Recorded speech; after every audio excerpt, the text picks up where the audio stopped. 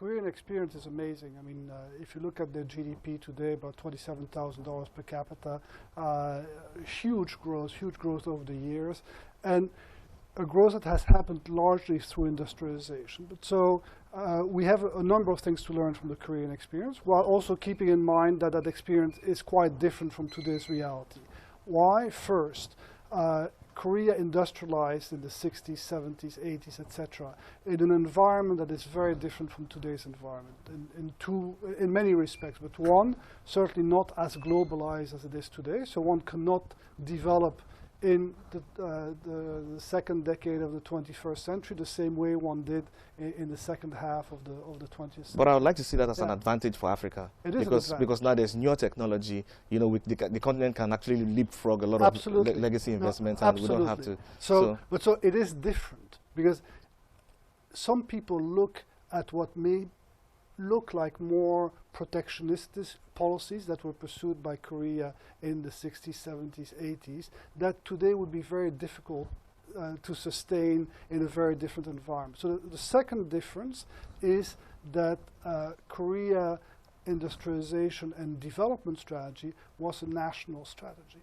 Whereas when we talk about Africa, we have 54 countries. And when we talk about developing the continent, it will be as much about developing the continent as an overall market, an integrated place, as it is about developing national markets. So I think these are two key differences we need to keep in mind. But so looking at some of the lessons that we can learn.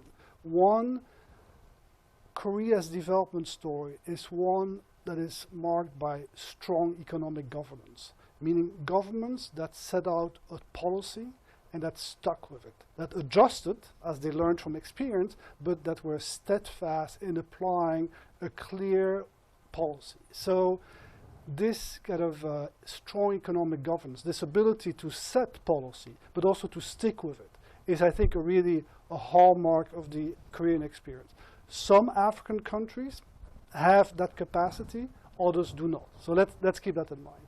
Second, as I already indicated, Africa today, Africa is 54 countries. 54 countries.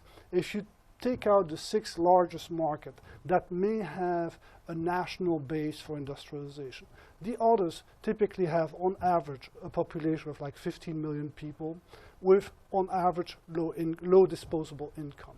So you cannot design industrial policies along national markets. That is something you cannot do today in Africa. So we will need to see, if we want to accelerate, and we do want to accelerate industrialization in Africa, how do we at the same time accelerate African regional integration? I think the two are intimately linked. But how do we do this without leaving any country behind? But that's exactly the point, right? So we shouldn't be talking about national policies. We should be talking about how to create regional markets where people can invest. And if you invest, let's say, in Sierra Leone, or you invest in Burundi, or whatever it is, you have access not only to that small domestic market, you also have access to neighboring markets. So to me, the condition, not just for Africa, but also for individual countries, for successful industrialization, is one that has this regional integration dimension in place. And I'm not speaking necessarily of continental integration, well, that is good,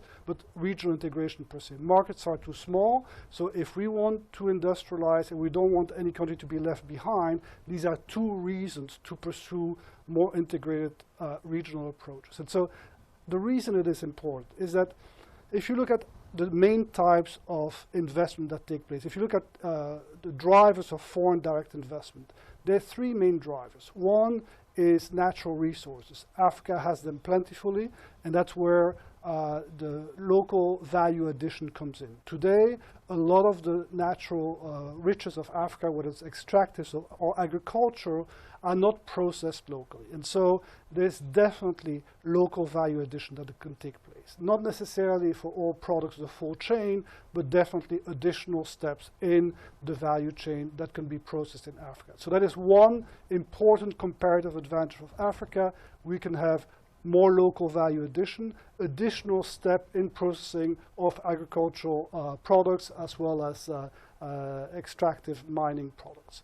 The second one, which to me is extremely important, is investing for the domestic markets.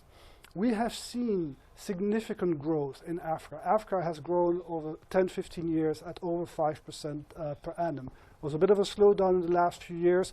Growth is picking up again. Now we're expecting 4.1% growth in 2018 and 2019. What that growth has done over the last 15 years or so is create more of a middle class, more of a domestic market that can be addressed. So that to me is where I see a lot of the energy should be going, is towards creating the conditions that will encourage investors to invest, to produce for the domestic market. But again, most of these markets are too small, so we have to make this regional integration piece work as well.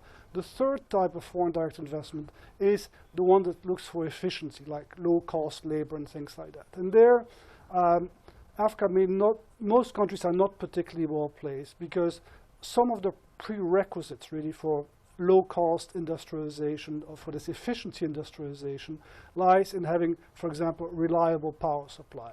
Still a major challenge in many markets. So when you look at the different opportunities, I see that, and again, 54 countries, realities differ quite a bit from one market to the other, but significant potential for investing for the domestic market, and significant potential for investment in value addition along the agricultural and mining value chain.